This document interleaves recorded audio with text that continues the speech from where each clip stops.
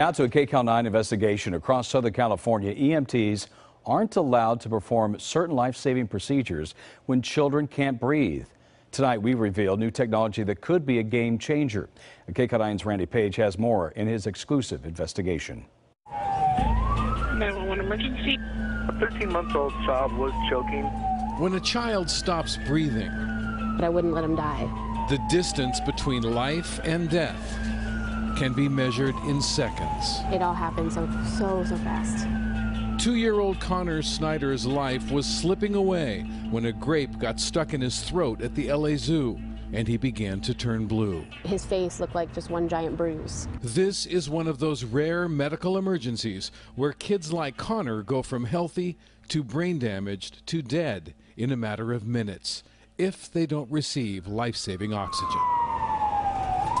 Paramedics have only two options. They can put an oxygen mask over a child's face or insert a tube into his throat and force oxygen directly into the lungs. The paramedics who tried to save Connor's life on that July afternoon of 2015 had just one option. They were only allowed to use a mask, and that grape that was stuck in his throat was preventing the oxygen from getting into his system. Happy birthday to you. Connor did survive, but his brain was severely damaged.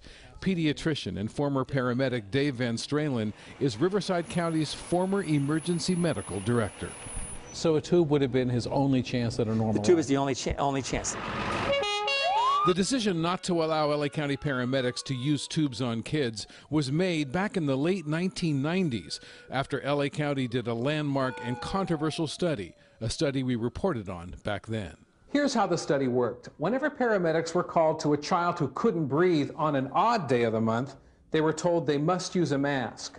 On the even days, a tube. And if the child did not respond to one procedure, paramedics were not allowed to try the other. LA County's medical director at the time was Dr. Sam Stratton. We found that there's no difference in the two methods as far as the outcome of the child. So LA County decided to remove the tubes for kids from all of its ambulances, and many other counties have since followed, including San Bernardino. Show me what the new technology gives you. San Bernardino County Fire Chief Mark Hartwick, who's also a paramedic, wants the tubes back. He says technological advances have all but eliminated the complications LA County found in its study 2 decades ago. So those are the cords right there. Tiny cameras with powerful lights allow paramedics to see into the child's throat to make sure they slip the tube in between the vocal cords and into the windpipe. You insert the tube. As you can see, it slips right into the cord.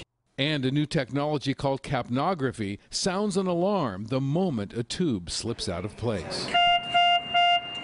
Do you think kids' lives could be saved if these tubes come back on your rigs? Of course, yeah. This is a catastrophic event that is extremely rare. So rare, says LA City Fire's medical director, Dr. Mark Eckstein, that there is a risk paramedics will not be skilled enough to use the tubes properly. Don't we owe it to our kids to know definitively whether or not this life-saving technique could make the difference between a child surviving and not surviving? I think we should certainly look at it. Dr. Eckstein says it's time for another study in light of the new technology.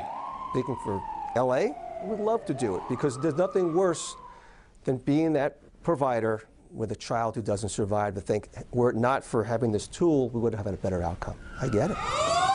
And he's not breathing. When tubes come back to the rigs, children who have been dying will no longer die. He stopped breathing? And they will go home to their families to play. Okay, is he breathing now? They will go home to their families to grow up. They'll go to school, they'll have jobs, they'll have families of their own. You really believe that? I believe that, I know it.